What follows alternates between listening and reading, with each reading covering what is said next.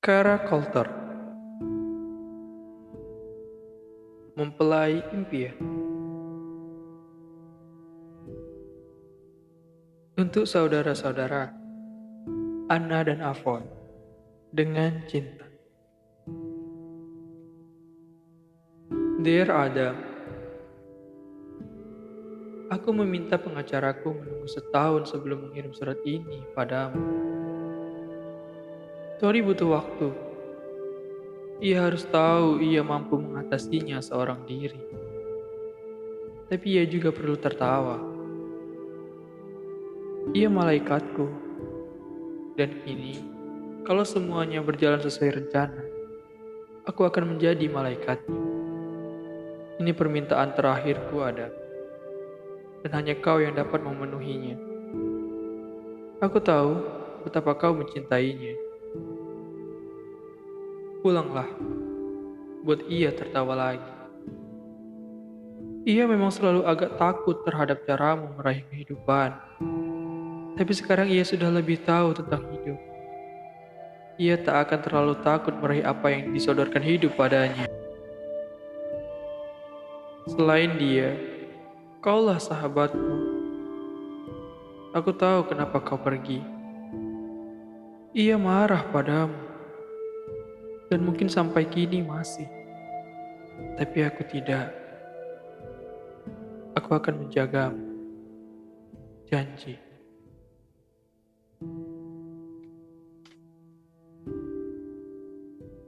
Sekian satu. Pergi. Itu bukan ucapan yang membuat orang senang, pikir Adam. Apalagi karena ia telah menempuh perjalanan sejauh 2000 mil untuk mendengarnya. Tapi Adam justru merasa senang. Mungkin karena misi gila ini telah berakhir bahkan sebelum dimulai. Bukan karena ia bertemu dengannya lagi. Setelah hampir 7 tahun lamanya mereka berpisah, tegasnya dalam hati. Pergi, kataku. Wanita itu berkata tegas. Adam mengamatinya dengan seksama. Wanita itu berdiri di balik pintu kasa. Tangannya bersikap, kakinya mengentak tak sabar. Dan kalau ia tidak keliru, ada bara api di matanya. Bertahun-tahun yang lalu ia tak pernah kelihatan cantik, dan ia juga tak tumbuh menjadi wanita yang cantik. Nyatanya, ia sama sekali tak berubah. Dalam penerbangan kemari Adam memperhatikan beberapa wanita seusianya dan mempelajari mereka. Dan ia yakin, wanita di hadapannya ini pasti telah berubah. Bahwa ia akan tampak gemuk dan ketinggalan zaman. Tahu bahwa polisan kecantikan palsu akan membuat Adam tak lagi memanggilnya imut. Sebutan yang dulu selalu dibalas dengan rengutan, yang malah membuat wanita itu semakin menggemaskan. Tapi ia masih nampak menggemaskan, tidak gemuk, dan sama sekali tidak ketinggalan zaman. Tidak ada polisan kecantikan palsu, meski Adam tahu usianya sama dengannya, 30 tahun. Wanita itu masih tampak seperti ketika Adam pertama kali bertemu dengannya di kelas 6. Waktu itu, ia mengenakan topi bisbol terbalik, dengan rambut ikal merah keemasan yang berantakan, bintik-bintik di hidungnya yang mancung, dagu yang lancip, dan bibir yang mungil. Hanya saja, sekarang ia tak mengenakan topi bisbol dan dagunya terangkat seolah menantang, sementara bibir mungilnya merenggut tidak senang. Waktu itu, ia mengenakan sweater Stampeders kebesaran, dan jeansnya digulung hingga plester di lututnya kelihatan. Tapi ia tersenyum. Senyum nakal dan hangat yang meluluhkan hati seorang anak laki-laki berumur 12 tahun, dengan cara yang tak pernah ia rasakan sebelumnya, atau sejak itu. Ini ia mengenakan kemeja pria yang kebesaran, dan celana pendek hitam ketat. Konyol, tapi Adam tak memeriksa lututnya. Matanya menelusuri tubuh wanita itu hingga ke bawah. Ia selalu mengeluh tentang tubuh tomboynya ketika mereka masih remaja. Dan Adam melihat ia sama sekali tak berubah. Ia masih segar dan ramping seperti pohon muda. Aku ini selurus penggaris, keluhnya dulu. Dan sejak itu ia telah merebut hati Adam, membuat pria itu buta terhadap gadis-gadis bertubuh aduhai. Adam menemukan lututnya dan mengamatinya dari balik pintu kasa. Wanita itu menyembunyikan sebelah kakinya yang langsing ke belakang. Tapi Adam masih sempat melihat lututnya yang kotor. Yang konyolnya, menurutnya justru kelihatan indah. Aku baru dari kebun, kata wanita itu membela diri. Aku tidak bilang apa-apa. Pokoknya, pergilah. Ia mengulurkan tangan dan meraih mengait pintu. Dikuncinya pintu dengan kasar. Seolah Adam orang barbar yang akan masuk ke dalam rumahnya tanpa diundang. Menyerobot ke dalam, duduk di sofa, dan minta segelas teh, bukan bir. Benarkah ia menganggap Adam seperti itu? Tentu saja. Itulah sebabnya selama ini Adam dianggap bukan keturunan orang baik-baik. Tentu saja jika ia betul-betul menganggap Adam seperti itu, ia akan menyadari bahwa pintu kasa tipis dengan ukiran di sudutnya itu tidak akan mampu mengusirnya. Bahkan mungkin tidak akan mampu mengusir anak kucing yang keras kepala sekalipun. Aku tidak akan pergi. Kata-kata itu keluar dari mulut Adam sendiri. Benar, tapi malah membuatnya kaget. Sejak semula, ia sebenarnya sama sekali tak ingin berada di sini. Sepanjang perjalanan kemari ia berharap, bahkan berdoa, akan mendapat reaksi seperti ini. Dengan begitu, ia bisa segera angkat kaki dan naik penerbangan berikutnya ke Toronto. Itu akan cukup untuk menenangkan hati kecilnya. Ia toh telah jauh-jauh terbang ke sini, bukan? Siapa bisa mengatakan ia tidak berusaha keras? Tidak mencoba sekuat tenaganya. Kalau kau tidak pergi, akan kupanggil polisi. Adam berpikir apakah ia harus menyatakan yang sebenarnya mengenai surat di sakunya. Tapi, sepertinya ada yang mengatakan ini bukan waktu yang tepat. Tidak, kata Adam. Kau tidak akan memanggil polisi. Wanita itu memelototinya. Matanya coklat gelap keemasan. Sepasang mata yang besar, mata yang selalu menjadi daya tariknya, menari-nari dengan sinar yang berasal dari dalam dirinya. Tak ada yang ingin kubicarakan denganmu. Kita selalu bisa membicarakan tentang kotoran di lututmu. Ia membelalakan mata, mengedikkan kepala, dan membanting pintu bagian dalam hingga kacanya bergetar. Bukan sesuatu yang menyenangkan bagi pria yang telah menempuh perjalanan sejauh 2125 mil. Tapi Adam toh senang. Melihatnya kembali bukanlah penyebab timbulnya sensasi di dalam dirinya ini.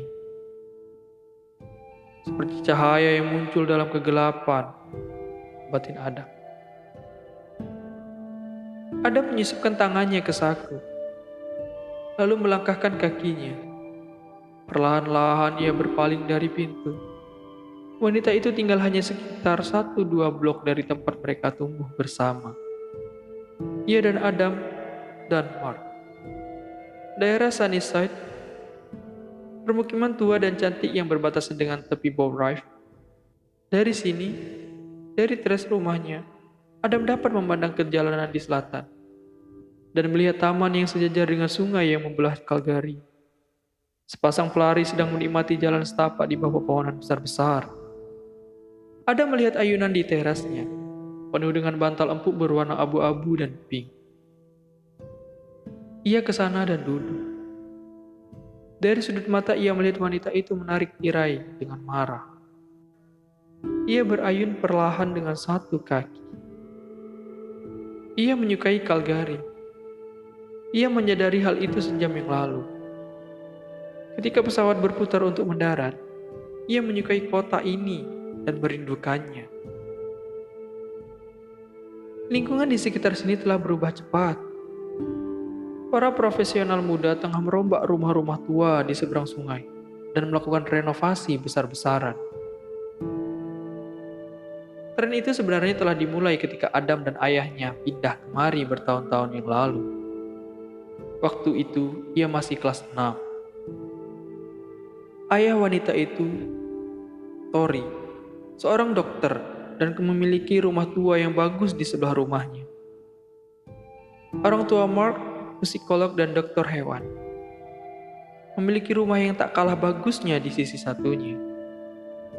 Rumah Adam sendiri, rumah sewaan yang bobrok, berdiri di tengah keduanya.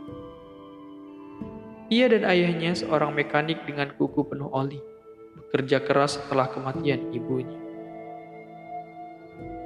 Adam mendengar jendela berderit di belakangnya. "Pergi," bentak Tori. "Tidak," jawab Adam. Jendela dibanting hingga tertutup. Adam menarik napas senang. Tori marah. Nama sebenarnya Victoria. Victoria Bradbury adalah nama yang bagus untuk pahlawan wanita di novel Inggris kuno. Tapi tidak cocok untuk anak tomboy yang suka naik pohon dan lututnya penuh goresan. Yang sifatnya seperti roket yang lepas landas. Ada mengamati Serambi dengan penuh minat. Rumah ini mungkin sudah 60 tahun lebih usianya, namun terawat baik. Catnya bagus, kuning dengan tepi abu-abu. Ia memperhatikan bahwa Tori menyukai bunga, sama seperti ibunya. Kotak-kotak di bawah jendela di sekeliling Serambi dipenuhi aneka warna, yang merupakan hal yang luar biasa di minggu pertama bulan Juni di kota yang musimnya cepat berubah. Rumah Tori sejak dulu selalu penuh dengan bunga. Rumah orang tua Mark memiliki lanskap indah dengan rerumputan yang rapi dan tanaman hidroponik. Sedang halaman rumah Adam sendiri penuh dengan bangkai muhil. Ia berpikir, mungkin itulah sebabnya sekarang ia tidak pergi. Untuk menunjukkan pada Tori seperti apa dirinya sekarang. Seorang pengacara. Bahkan sepatunya yang dikenakan lebih mahal daripada sewa bulanan rumah butut yang harus dibayar ayahnya dulu. Tapi masalahnya, Adam teringat, Tori tampaknya tak pernah peduli seperti apa keluarga atau rumah Adam. Mark juga tidak. Mereka telah menerimanya sejak hari pertama ia pindah. Mereka menjadi 3 sekawan naik sepeda menyusuri jalan-jalan ini, membangun rumah pohon, menyisiri tepian sungai. Pintu rumah mereka selalu terbuka untuknya, dan ibu mereka menganggapnya anak sendiri.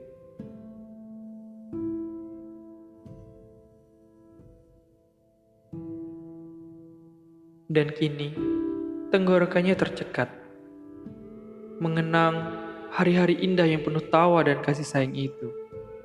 Cinta kasih bukan kata yang berlebihan untuk menggambarkan apa yang mereka bertiga rasakan selama ini.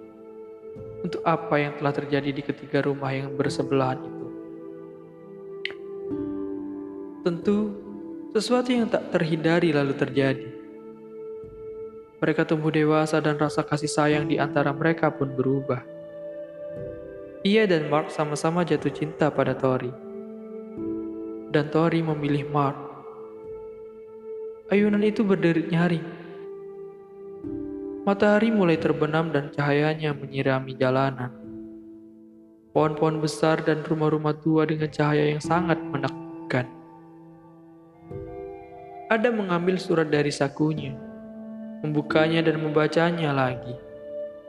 Setidaknya untuk yang ke-100 kalinya. Tori menyibak tirai sedikit dan mengintip keluar. Ada masih di sana. Duduk di ayunan di serambinya, seolah tak peduli hari mulai gelap, dan mungkin dingin. Peduli amat dia kedinginan, gumamnya pada diri sendiri. Adam. Tori hampir pingsan ketika membuka pintu dan mendapati pria itu berdiri di sana. Adam yang sama, namun sekaligus juga amat berbeda. Sama karena ia masih sangat tampan hingga membuat orang menahan napas. Rambutnya, meski kini lebih pendek, hitam berombak dan masih jatuh menutupi sebelah matanya. Mata berwarna kelam itu berkilat nakal dan penuh tawa. Hidungnya mancung, bibirnya sensual, giginya putih bersih, dan bekas luka akibat nekat melompat dari motor dulu masih tampak di dagunya. Tori ingat, dulu ia dan Mark tak berani mencobanya. Adam waktu itu hanya tertawa, tak peduli ketika ibu Tori memaksa membawanya ke rumah sakit, supaya lukanya dijahit. Minggu berikutnya, tangannya patah gara-gara melakukan lompatan yang sama. Kelihatannya, Adam tak banyak tertawa belakangan ini. Garis di sekitar mulutnya tampak kaku, dan cahaya di matanya. Saat Tori membuka pintu pertama kali, amat suram. Seorang lelaki yang datang membawa misi. Ketika Tori menyuruhnya pergi, pancaran jenaka yang sudah amat dikenalnya muncul di suatu tempat di mata Adam. Dan semakin jelas terlihat ketika ia menemukan kotoran di lutut Tori. Tak sadar, Tori gemetar saat ia teringat mata yang kelam itu menyusuri tubuhnya dengan seksama. Tatapannya sekuat sekaligus senikmat sentuhan. Ia selalu memiliki hal itu, magnetisme. Ada sesuatu bagian dalam dirinya yang tak bisa dijinakkan, yang keberadaannya bagai mengandung listrik, membuat anak-anak laki-laki lain tampak lebih kecil dan kurang menarik, seolah-olah mereka potongan gambar hitam putih, sementara dirinya makhluk 3 dimensi penuh warna. Bahkan Mark. Tori selalu mengira Adam akan tumbuh menjadi lelaki liar, bahwa ia akan mengenakan jaket kulit hitam dan menyeberangi lembah mengendari motor yang begitu dicintainya sejak remaja, atau bertualang mengelilingi dunia, bergulat dengan buaya, menyelamatkan gadis-gadis. Tak ada yang biasa dalam diri Adam, hingga Tori selalu menganggap pria itu akan melakukan hal-hal yang luar biasa, menjadi agen rahasia, mendaki Mount Everest, berlayar sendirian keliling dunia, menjelajahi angkasa luar. Ketika Tori mendengar Adam menjadi pengacara, ia tak percaya. Bahkan sedikit kecewa. Adam, pengacara, benar-benar di luar dugaan. Sampai Tori melihatnya berdiri di serambinya. Begitu percaya diri dan kaya raya. Tentu saja rasa percaya diri yang dimilikinya selalu berlimpah. Namun, tetap saja Tori tak pernah membayangkannya dengan sepatu rapi seperti itu, kemeja sutra dengan dasi longgar, dan celana panjang yang disetrika licin. Tori kembali memandang serambi. Adam dulu merokok, tapi entah bagaimana Tori, sekarang tidak lagi.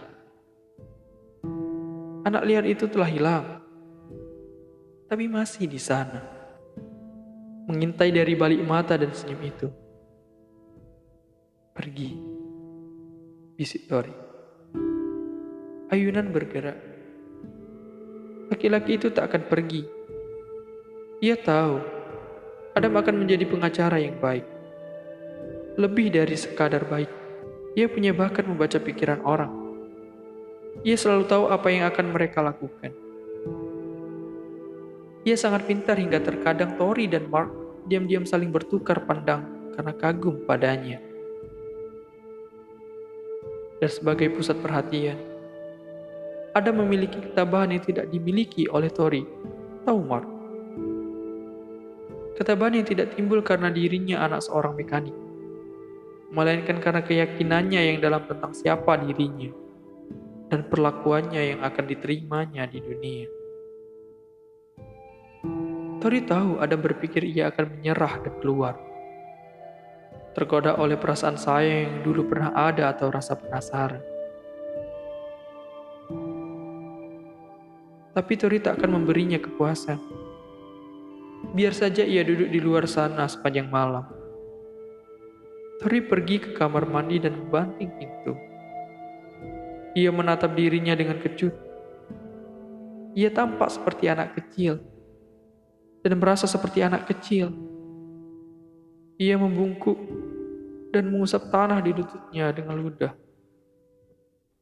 Adam kelihatan hebat sekali sekarang. Tori bertaruh ia pasti berkencan dengan wanita-wanita bermake up yang mengenakan gaun manik-manik yang membuat mereka terlihat gemerlap. Ia mungkin mengajak mereka ke opera. Adam ke opera. Sejak kapan ia menjadi lelaki seperti itu? Bukannya lelaki yang membongkar motornya di halaman belakang, memandang Tori lewat pagar, sambil senyum-senyum dengan oli hitam di pipinya yang justru membuatnya semakin menarik. Tak ada lagi kanak-kanak dalam dirinya. Yang ada hanya laki-laki dewasa di pintu rumah Tori. Dengan tinggi sekitar 180 cm, dada bidang dan bahu lebar yang sudah menjanjikan sejak remaja, yang sekarang benar-benar tampak sempurna. Ototnya tampak di balik pakaiannya yang rapi. Oh iya, sisi liar itu masih di sana, memancar penuh ancaman di balik matanya yang kelam. Membuatnya tampak misterius, membuat penasaran, menarik, namun berbahaya. Apakah ia tadi mengunci pintu untuk membuat Adam tetap di luar? Atau membuat dirinya tetap di dalam? Ia ingin tahu apakah Adam telah menikah. Di cermin, ia melihat wajahnya sendiri pucat, seperti tak berdarah. Hingga bintik-bintik di wajahnya semakin menonjol, seperti titik noda yang berceceran dari pena tinta. Ia merasa seperti ada yang meninju perutnya. Oh, apa pedulimu kalau ia telah menikah? Ia tidak menegur dirinya. Dalam hati ia mengatakan ia hanya peduli pada wanitanya, karena mau saja menikah dengan anak liar, tak berperasaan seperti Adam. Tapi Tori tahu ia membohongi dirinya sendiri. Dan itulah sebabnya ia harus betul-betul mengabaikannya hingga laki-laki itu pergi.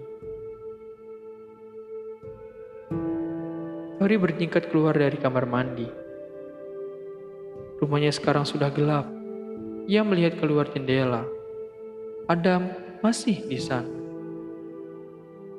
Dan jika ia masih Adam yang dulu, ia akan terus di sana sampai pagi, minggu depan, bulan depan. Tori tak dapat menunggunya. Ia tahu itu. Ia hanya mampu berkata tidak padanya satu kali. Mengapa ia begitu takut pada Adam? Beri lelaki itu kesempatan mengatakan apa yang diinginkannya, lalu pergi. Tori menghela nafas, lalu mengambil selimut wol di sandaran sofa, karena Calgary letaknya dekat Rocky Mountain. Udara di malam hari hampir selalu dingin. Bukannya berarti Adam tampak merasakannya. Jangan lakukan ini, Tori berkata pada dirinya sendiri. Tapi ia tahu ia akan tetap melakukannya. Dan ia tahu bahwa Adam tahu bahwa ia akan melakukannya. Ia membuka pintu depan dan berjalan menuju kegelapan serambi. Ayunan berhenti. Ia duduk di samping Adam, menarik selimut ke bahunya untuk melindungi tubuhnya dari dinginnya udara, sekaligus sebagai penghalang kecil namun aman dari Adam. Kau laki-laki paling keras kepala yang pernah kukenal, katanya. Tubuh laki-laki itu menebarkan aroma yang menyegarkan, bau sinar matahari, aftershave, dan habis mandi. Adam mengulurkan tangan dan langsung menemukan tangannya, tangan Tori di balik selimut. Tangan Adam anehnya hangat meskipun ia telah duduk lama dalam udara dingin. Tori memerintahkan dirinya untuk menarik tangannya. Pikirannya berontak. Tapi ia malah berpaling menatap Adam. Mata laki-laki itu kelam dan penuh misteri, dan penuh arti ketika ia balas menatap Tori. Melihatmu terbungkus selimut begini, itu seperti berputar kembali. Seperti sosis, sahut Tori kaku. Adam memamerkan giginya yang rapi, putih dan kuat. Lebih mirip putri Indian dalam Peter Pan. Kau selalu yang pertama merasakan kedinginan. Tangan yang dingin, hati yang hangat. Kata mereka bersamaan. Adam tertawa, tapi Tori marah pada dirinya sendiri karena terseret ke masa silam di luar keinginannya. Kau tak akan bisa memutar waktu, kata Tori. Kali ini ia benar-benar menarik tangannya, lalu menyusupkannya ke balik lipatan selimut dan mengamati jendela tetangga di seberang jalan. Tirai baru, horizontal, ia memutuskan membencinya. Aku tahu, kata Adam. Tori mendengar sesuatu dalam suaranya yang meruntuhkan pertahanannya. Lelah, menyesal. Kau tak pernah muncul, bisik Tori. Adam terdiam. Dan akhirnya dengan suara serak ia berkata, maafkan aku. Ia sahabatmu, dan kau tak muncul saat ia meninggal. Tori berpaling dan menatap lekat wajah pria itu. Giliran Adam yang berpaling. Kau tak pernah muncul sejak ia sakit. Adam tidak meminta maaf lagi. Kenapa kau sekarang kemari? Desak Tori. Ia menyesal Adam ada di sini. Menyesal karena sebetulnya ia senang laki-laki itu datang. Dan menyesal karena dirinya sangat senang merasakan tangannya di dalam genggaman Adam. Menyesal karena lampu jalanan membuat wajah Adam semakin tampan. Aku hanya kembali untuk berkunjung, kata Adam pelan. Kuharap kita bisa menghabiskan waktu bersama. Kurasa tidak, sahut Tori tegas. Yang menurut naluri pengacara Adam cukup tegas. Kurasa kau tak pernah pergi main rollerblade, kan? Rollerblade? Kira Adam. Tori pasti akan menganggapnya sinting. Tapi ia sudah hafal apa saja yang akan mereka lakukan. Dan itu adalah acara pertama. Ia akan mengungkapkan yang 3 lagi. Bermain layang-layang, naik sepeda tandem, dan jalan-jalan ke Sylvan Lake untuk menyaksikan bintang-bintang sambil berbaring di kursi taman. Itu nanti, begitu ia berhasil menjejakkan kaki di dalam rumah Tori. Tori memandang Adam tak percaya, seolah-olah pria itu tidak waras, yang tentu saja sangat tidak mungkin. Memandang Tori di bawah cahaya lampu jalanan seperti ini, merasakan kelembutan dan kehangatan tangannya dalam genggamannya, meski hanya sesaat lamanya. Adam merasa seolah waktu berputar menariknya kembali. Kau sinting ya? Tanya Tori. Mungkin, jawab Adam. Ia sadar mata wanita itu agak berubah. Dulu selalu ada senyum di sana. Kini mata itu marah dan sedikit sedih. Tori tidak kelihatan seperti orang yang dulu suka tertawa terpingkal-pingkal hingga nyaris mengompol di celana. Kemana perginya bagian dirinya itu? Dengar, kata Tori. Suaranya tiba-tiba dingin. Aku tak tahu apa maumu, tapi sudahlah. Aku membutuhkanmu. Mark membutuhkanmu. Dulu sekali. Sekarang sudah terlambat. Tori bangkit dengan sekali entakan. Selimutnya berdesir di sekelilingnya. Dipelototinya Adam hingga serta-merta dirinya berubah dari Tori menjadi Victoria Bradbury. Kembalilah ke asalmu. Jangan ganggu aku lagi. Adam ikut berdiri memandangnya. Tepat di matanya yang berkilat-kilat, lalu turun ke bibirnya yang dengan penuh. Ia pernah mencium bibir itu, dan rasanya yang manis tak pernah terlupakan olehnya. Hatinya bergolak. Tori memberinya kesempatan untuk pergi. Ambillah dan pergi. Ia punya kehidupan sepersibuk di Toronto. Sebetulnya, saat ini ia tidak bisa libur seminggu. Ia punya pacar yang sangat cantik dan berkelas, yang akan langsung mengiyakan bila ia mengajaknya menikah.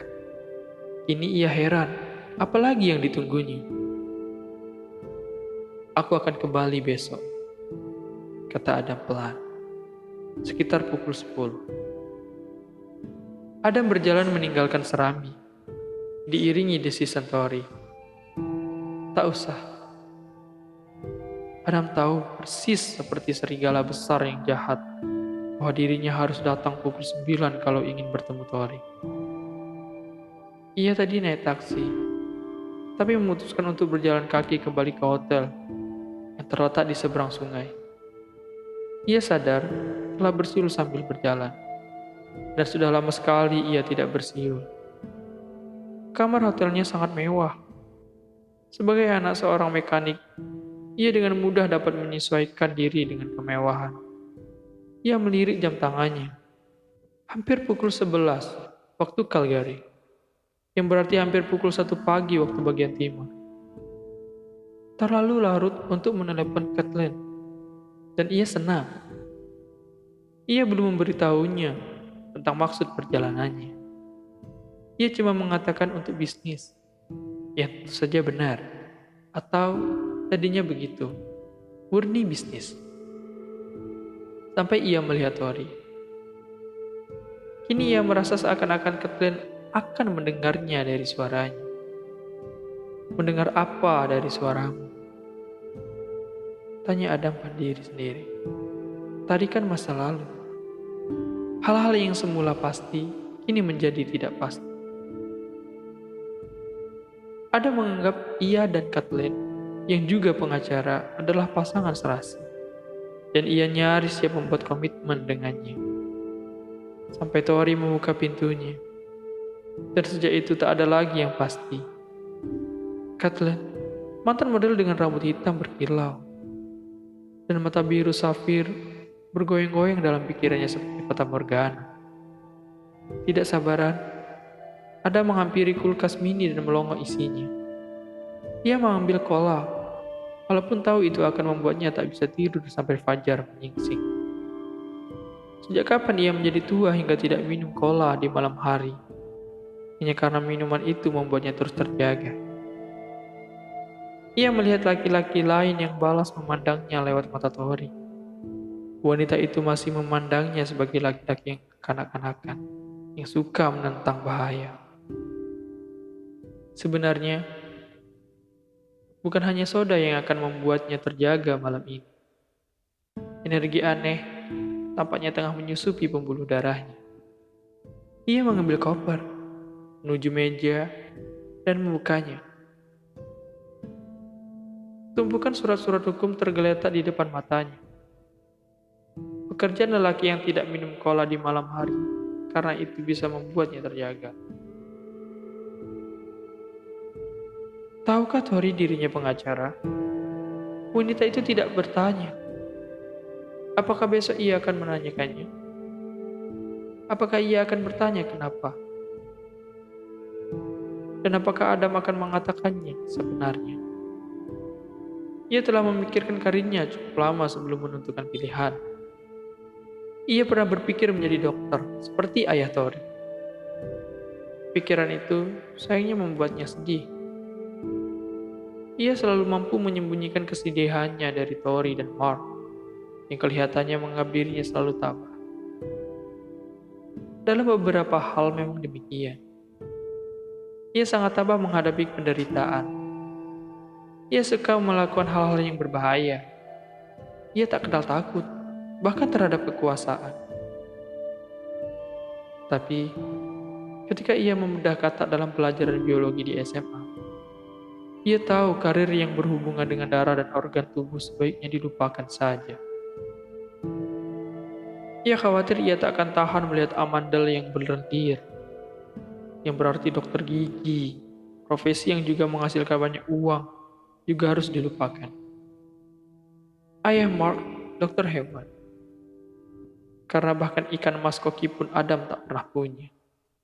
Dan ia juga tak bisa pura-pura tertarik pada anjing pudel gendut yang dilihatnya di luar kantor ayah Mark.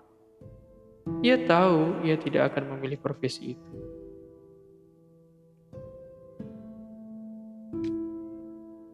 Ibu Mark seorang psikolog, juga profesi yang terhormat, tapi uangnya tidak banyak. Lagi pula, menyelidiki rahasia pikiran manusia sementara pikirannya sendiri sudah cukup membingungkan, membuatnya tidak tertarik. Akuntansi terlalu membosankan, dan tampaknya tinggal di bidang hukum, pekerjaan yang secara umum bersih dan nyaman. Meski ia pernah melihat beberapa hal kotor yang memalukan. Namun, ia pandai dalam hal ini. Bahkan sangat pintar. Dalam memecahkan masalah gampang sekali. Memikirkan berbagai hal sekaligus tidak sulit. Menjaga integritas dirinya di saat orang lain tak lagi memilikinya. Ia menyukainya. Pekerjaan yang terus berubah dan penuh tantangan. Meski begitu, walaupun jalan pikirannya sendiri sudah cukup membingungkan, Adam tahu, Torilah yang membuatnya memilih menjadi pengacara. Tori memilih Mark karena mereka berasal dari dunia yang sama. Secara nalurilah, Adam sadar bahwa pendidikan adalah paspor untuk memasuki dunia wanita itu. Pendidikan dapat membukakan pintu, membeli hal-hal indah, membeli kehormatan. Adam pernah bersumpah. Kali berikutnya ia siap mengajak seorang wanita untuk menghabiskan hidup bersamanya. Wanita itu akan berkata, "Ya." Masalahnya, wanita itu seharusnya adalah Kathleen, yang 2 kali lebih cantik daripada Tori, 10 kali lebih hebat. Tori telah diberi kesempatan, dan dia telah kehilangan kesempatannya. Dia memilih Mark. Tapi sekarang Mark telah tiada. Dan Marklah yang memintanya kembali ke sini. Ia menutup kopernya dan mengeluarkan surat di sakunya. Surat yang mulai lusuh karena terlalu sering dipegang. Ia memejamkan matanya. Ia tak perlu membacanya lagi.